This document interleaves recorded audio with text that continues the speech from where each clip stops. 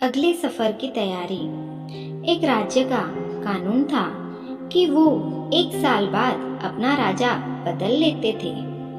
उस दिन जो भी सबसे पहले शहर में आता था तो उसे राजा घोषित कर लेते थे और इससे पहले वाले राजा को एक बहुत ही खतरनाक और मीलों में फैले जंगल के बीचों बीच छोड़कर आते, जहाँ बेचारा अगर खूंखार जानवरों से किसी तरह अपने आप को बचा लेता तो भूख प्यास से मर जाता। ना जाने कितने ही राजा ऐसे ही 1 साल की राजगद्दी के बाद जंगल में जाकर मर गए। एक बार राज्य में एक नौजवान किसी दूसरे राज्य से आया और इस राज्य के कानून से अनजान था। तब सब लोगों ने आगे बढ़कर उसे बधाइयां दी और उसे बताया कि उसको इस राज्य का राजा चुन लिया गया है और उसे बड़े मान शान के साथ राजमहल में ले गए। वो हैरान भी हुआ और बहुत खुश भी। राजगद्दी पर बैठते ही उसने पूछा कि मुझसे पहले जो राजा था वो कहाँ है? तो दरबारियों ने उसे इस राज्य का कानून बताया कि हर राजा को 1 साल बाद जंगल में छोड़ दिया जाता है और नया राजा चुन लिया जाता है। ये बात सुनते ही वो एक बार तो परेशान हुआ, लेकिन फिर उसने अपना दिमाग का इस्तेमाल करते हुए कहा कि मुझे उस जगह लेकर चलो जहाँ तुम अपने पहले के राजाओं को छोड़कर आए हो। दरबारियों ने सिपाहियों का साथ लिया और नए नियुक्त राजा को वो जगह दिखाने जंगल में ले गए। राजा ने अच्छी तरह उस जगह को देख लिया और वापस आ गया।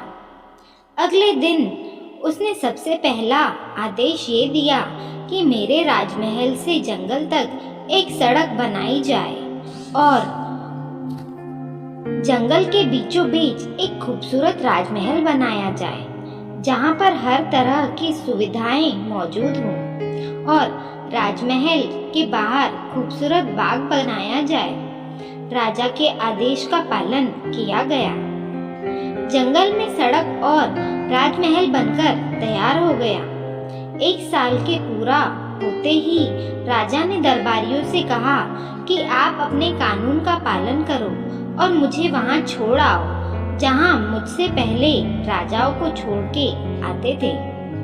दरबारियों ने कहा कि महाराज, आज से ये कानून खत्म हो गया क्योंकि हमें एक अक्लमंद राजा मिल गया है।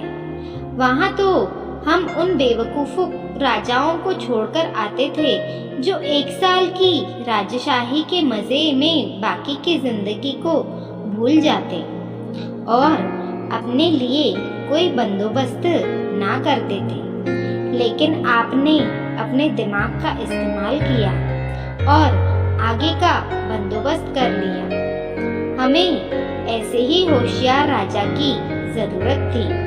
अब आप आराम से सारी जिंदगी हमारे राज्य पर राज करें। अब हम लोग भी यह सोचें कि कुछ दिन बाद हमें भी ये दुनिया वाले एक दिन ऐसे जगह छोड़कर आएंगे जहाँ से कोई वापस नहीं आता। तो क्यों ना हम भी वक्त रहते हुए नेक कर्म और अपने परिवार देश के लिए कुछ करके अपने अगले सफर की तैयारी कर लें, या बेवकूफ बनकर कुछ दिनों की जिंदगी के मजे में लगे रहें और ये जन्म बर्बाद कर लें। धन्यवाद।